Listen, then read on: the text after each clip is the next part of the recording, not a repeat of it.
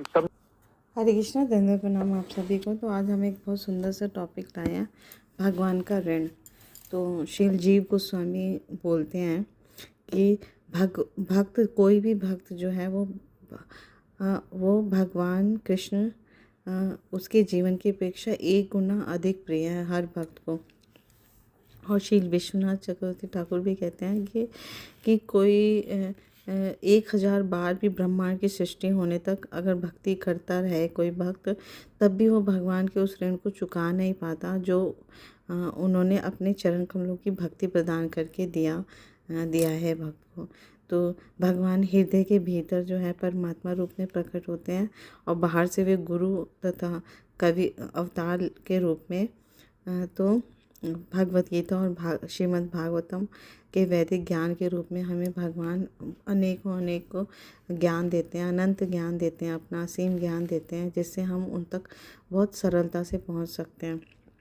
तो हमारे ये जो आचार्यगण हमें ये समझा रहे हैं कि हर भक्त का ये कर्तव्य है कि वो भगवान के प्रति हमेशा कृतज्ञता ज्ञापित करे। तो जब हम अपने जीवन को ये परम सौभाग्य मानेंगे कि हम भक्ति में आ गए, ये भगवान की हम पे महती कृपा है हम पर, तो हम अपना मनुष्य जीवन जो है उसे भगवान की भक्ति में हम लगा पाएंगे और हम समझ पाएंगे कि हम भगवान का ऋण से कभी भी ऋण नहीं हो सकते, चाहे हम हजारों बार ब्रह्मांड के चक्कर काट लें, क्योंकि भगवान ने अपनी भक्ति हमें दे के जो ऋण हम पे दिया है ना, उसको कभी भी चुका नहीं पाएंगे, क्योंकि उन्होंने अपने चरण कमलों की भक्ति हमें दे दी है। और कोई भी भक्त अपने जीवन की अपेक्षा भगवान कृष्ण को बहुत प्रिय मानता है। श्री जीव गोस्वामी कहते हैं कि 1 करोड़ गुना अधिक प्रिय है भगवान। और आप सभी देखेंगे कि भक्त के जीवन में इतना भगवान की निकटता वो महसूस करते हैं। भक्तगण सदैव भगवान की प्रसन्नता के लिए भगवान के लिए कार्यरत होते हैं, सिर्फ इसलिए क्योंकि भगवान ने जो भक्त को दिया ना, वो भक्त हमेशा उसका आभारी रहता है ना। और ये भी देखता है भक्त कि भगवान सिर्फ भक्त के जीवन में नहीं, जो अभक्त हैं, जो भक्ति नहीं करे, उनको भी हर जीवन की हर साधन है ना, जीवन की हर आवश्यकताएं पूर्ति करते हैं।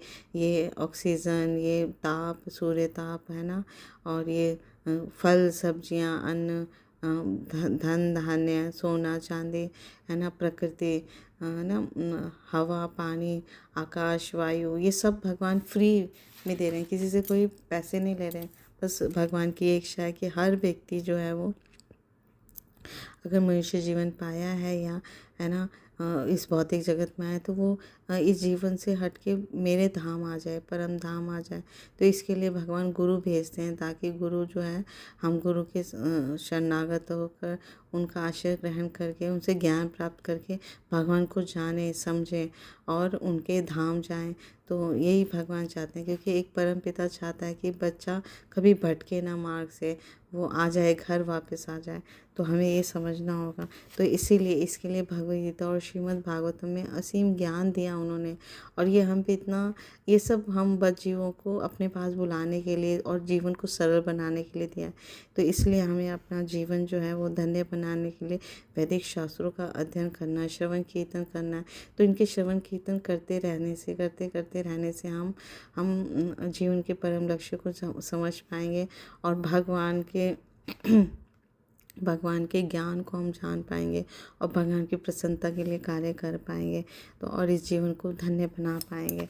तो जो भी योगी कवि होते हैं या आध्यात्मिक ज्ञान में पटु लोग होते हैं, वो कभी भी अपनी पूरी तरह से कृतज्ञता अभिव्यक्त कर ही नहीं पाते, चाहे उनको ब्रह्मा जी जितनी आयु प्राप्त हो जाए, है ना। क्योंकि भगवान जो है 2 रूपों में, बाह्यतः आचार्य के रूप में और आंतरिक रूप से परमात्मा के रूप में, देहधारी जीव की जो शरीर के अंदर परमात्मा रूप में निर्देश देते हुए उद्धार करने के लिए प्रकट होते हैं। तो इसलिए हमें भगवान के ऋण से हम कभी ऋण नहीं होते हैं, और उनका आभार प्रकट करने के लिए हमें सतत सदैव हरे कृष्णा कृष्णा कृष्णा हरे हरे, हरे राम राम राम हरे हरे, भगवान के नामों का सतत कीर्तन करना है, उनकी प्रसन्नता के लिए कार्य करना है और अपना मनुष्य जीवन सफल बनाना है। Thank you so much. Guru Maharaj की जय, श्री प्रभुपाद की जय। आप सब